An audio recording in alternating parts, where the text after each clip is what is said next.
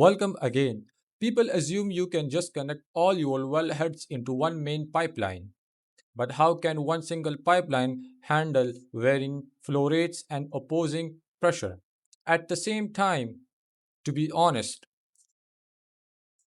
it can't. You will get back pressure, massive bottlenecks, and completely unmanaged mix.